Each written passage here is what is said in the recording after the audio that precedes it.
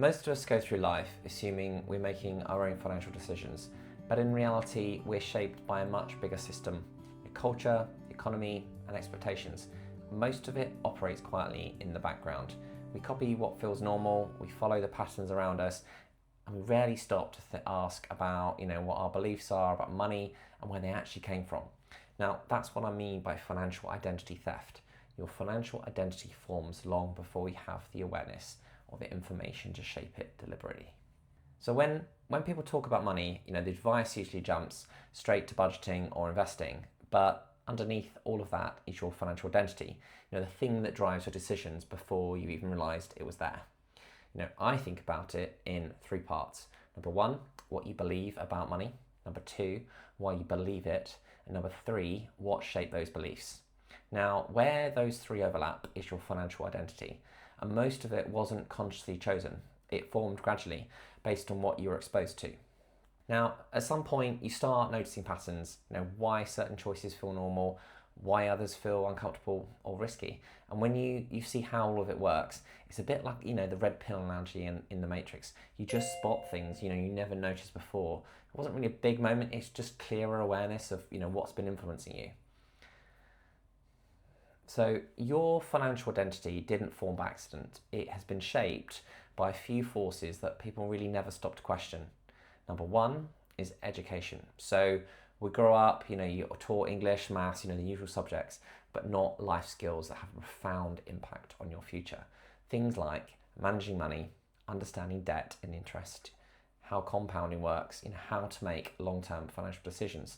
So you enter adult life, without the basics, and you learn by copying what others do. This impact is basically your financial identity starts from uncertainty rather than confidence, and you react instead of kind of planning because no one's shown you how.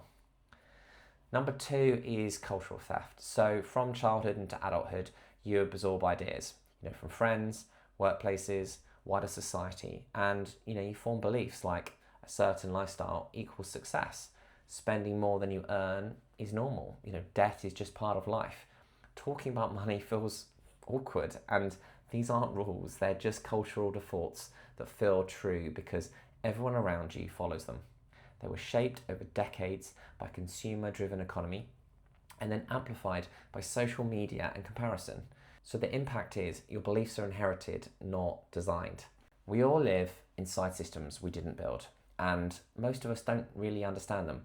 This is external influences from the environment we live in, or perhaps people who play the game, like wealthy, people with access, people with knowledge, maybe people who have access to advisors who gain unfair advantages, pay lower taxes, potentially have opportunities to higher returns. So the external environment, what is that? That's the cost of living going up faster than salaries, housing and childcare taking up more of our income, inflation quietly reducing what our money can do. So whilst we can influence our own choices, the system and the world around us kind of sets boundaries, and it kind of influences what we can and can't do, and we never really learn how we can play the system. Number four, this affects people who are, doing okay or think they're doing really well. And as income increases, life gets more comfortable and it also gets more expensive. We have lifestyle creep, identity spending, comparison, subscriptions, maybe debt financing, upgrades. But individually, none of it will look like a mistake. But collectively, it's removing our flexibility and our long-term choices.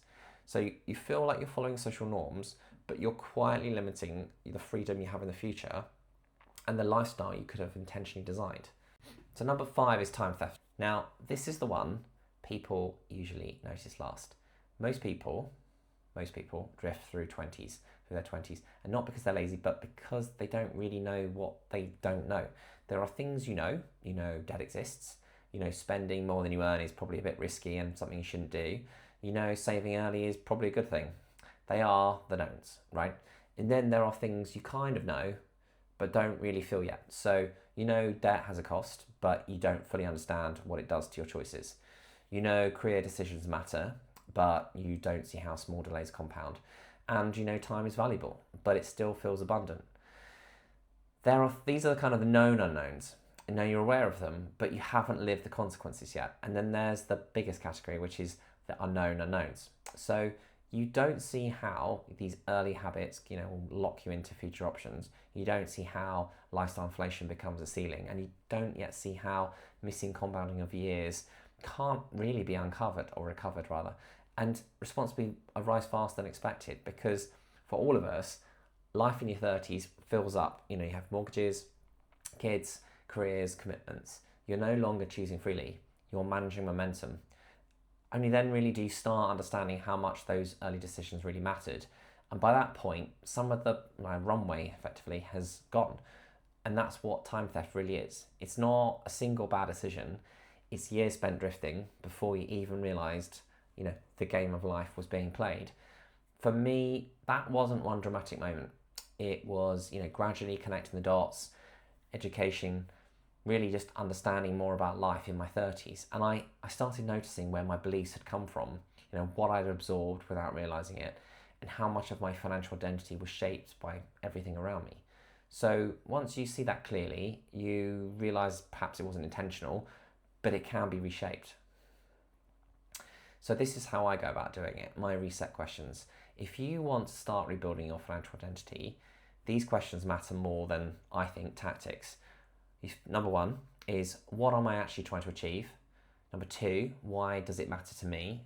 Number three, what do I want life to feel like in the next few years? Number four, what one small step can I take now? This isn't really like a big overhaul or a big exercise. It's just trying to get awareness and set your direction off in the right way. Your financial identity wasn't built by you. It was built around you. And once you understand what has been shaping it, you can start reshaping it deliberately. I believe this is something that we can all do, and it doesn't matter what part of our life we're in. So in the next video, we're going to be talking about how we can take this awareness and turn it into something simple. We can develop a practical plan for the next year ahead, 2026, and start using this simple plan with nothing more than a notebook.